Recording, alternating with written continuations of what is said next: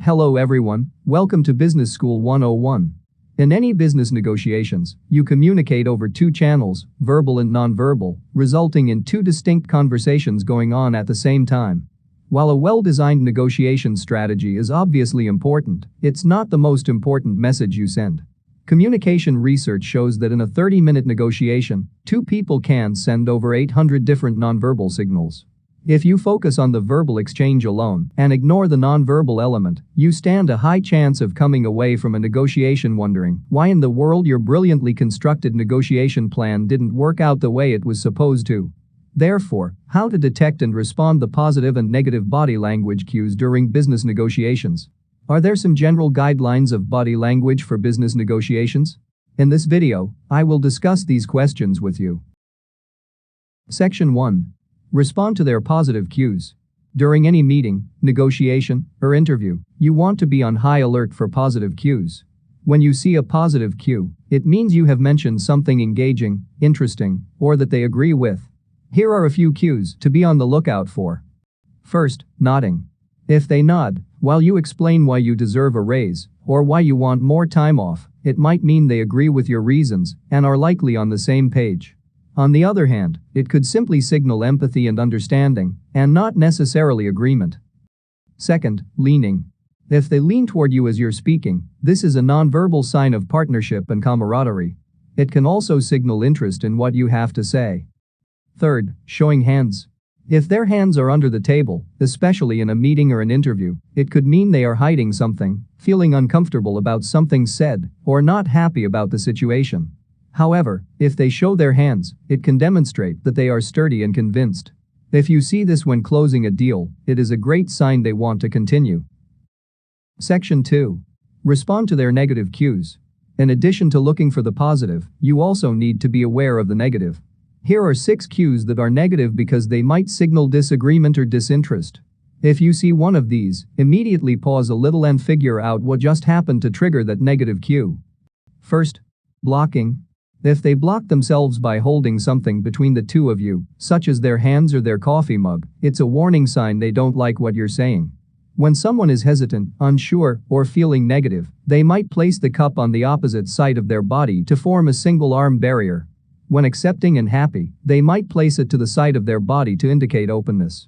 When you see blocking during the negotiation, you can stop their behavior by handing them something, such as a report or pen. It forces them to let go of what they're holding on to and refocus on you.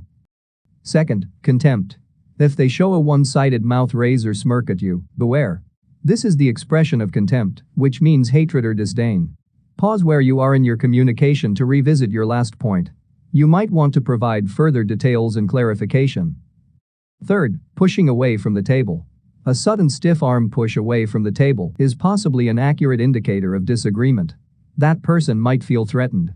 For example, if you were pitching your sales training to a large company, the manager pushed away from the table as you stated your price. You should know he probably wouldn't budge. Fourth, pursed lips. Pursed lips can indicate disagreement, dissatisfaction, or suppressed anger. Here is a real-world story of how pursed lips saved millions of dollars. When ex-FBI agent Joe Navarro had a consulting assignment with a British shipping company, the company's client asked him to sit through contract negotiations with another huge multinational corporation. This corporation would negotiate with Navarro on the price of outfitting the client's vessels. Navarro, wanting to watch for body language cues, asked the big company's chief negotiator to present the contract clause by clause. And then he noticed the chief negotiator pursed his lips when a clause detailing outfitting of a specific part of the vessel was mentioned. This specific clause would involve millions of dollars that Navarro's client would have to shell out. Because Navarro noticed this, he passed a note to his client. In the end, the two negotiators hammered out an agreement that saved his client $13.5 million. Fifth, the lint picker. Brushing a hand across the knees or thighs is the same gesture we use when brushing away invisible crumbs. It normally hints unwanted, dirty, and annoying. Picking off lint, whether invisible or not, could be interpreted as dismissing something. You might notice this cue after presenting a benefit they might not agree with. And if you notice this after presenting hard evidence during a negotiation, don't be surprised if it's wrong. Sixth, rubbing eyelids. You may see people rubbing their eyelids during conversations and interrogations when they are asked a difficult or stress-inducing question. People rub their eyes if they want to cut off eye contact to reduce their stress or anxiety. Section 3. General Guidelines. Here are 9 body language guidelines to help you hold your own when you negotiate. First, show up on time. The very first impression that you'll make on a new client, potential boss, or corporate adversary occurs before you step into the room or say a word. Lateness damages the negotiation process in 2 ways. Firstly, it's viewed as discourteous and implies incompetence and lack of integrity on the part of the latecomer, making the other party irritated and less likely to want to reach an agreement.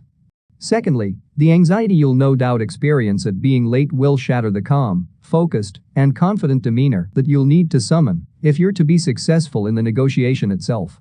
So give yourself a fighting chance and show up on time. Second, perfect the handshake. A great deal has been written over the years on the art of the perfect handshake, but you can forget all of it. The most and really only important thing about your handshake is that you have one at all.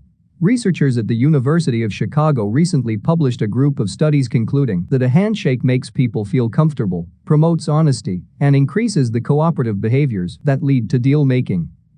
Third, negotiate with the right people. Tony Hsieh, CEO of Zappos, explains his strategy for success at the poker table as a parallel to business. I learned that the most important decision I could make was which table to sit at. This included knowing when to change tables. As much of your ability to set a positive tone for a successful negotiation rests on keeping control of your body language, so does your intuition in responding to the body language and non-verbal cues of your potential opponents before choosing to engage with them.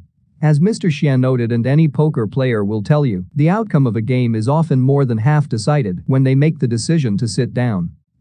Fourth, maintain friendly eye contact. Indeed, eye contact is one of the single most powerful communication tools between two people, as it conveys openness, sincerity, and trust.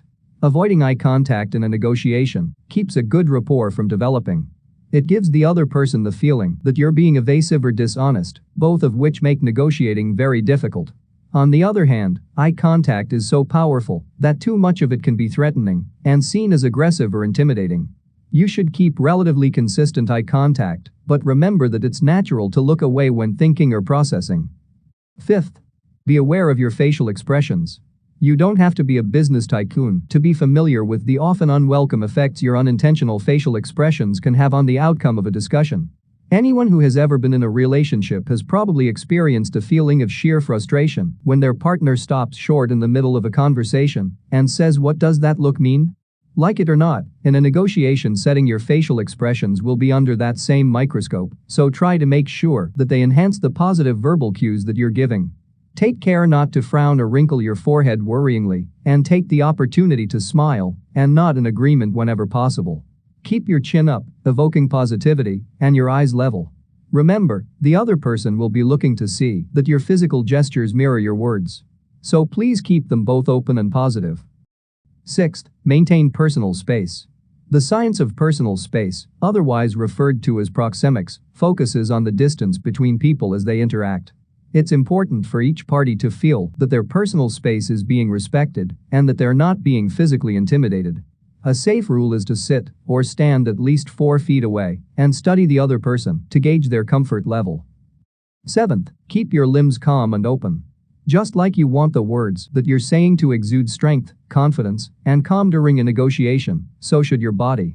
If you're constantly tapping your fingers or feet, entwining your hands, or crossing and uncrossing your legs, it will signal that you are in a stressed state.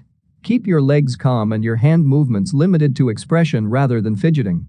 In the same vein, any level of crossed limbs or hands is going to be interpreted as being negative and closed off, which won't help you to elicit trust in any negotiation. No one wants to talk to someone who seems to have already made up their mind. So uncross your arms and legs and keep some distance between your hands to appear open-minded and ready to listen to others' points of view. Eighth, hands down.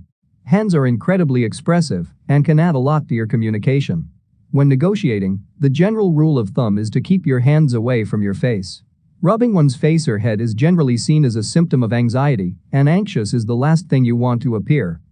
Ninth, slow down and keep quiet. Everyone, no matter the situation, wants to feel that their input has been heard, respected, and considered before a counter move is made. However, the stress of the negotiation, combined with your excitement and desire to get your point across, can make you jumpy and overenthusiastic, rushing your words or even talking over the other person. Listen closely to the other person, pause for a while to show you are thinking about what they said, and keep your response slow and calm. This conveys respect but confidence in your position. Alright, that's all for today's topic. So, how do you think the body language in the business negotiation? Do you have any related experience or story willing to share? Please leave your thoughts in a comment below. I hope that you guys have enjoyed this video, and if you did, make sure you give it a thumbs up and subscribe to my channel. Thanks for watching, and I will see you next time.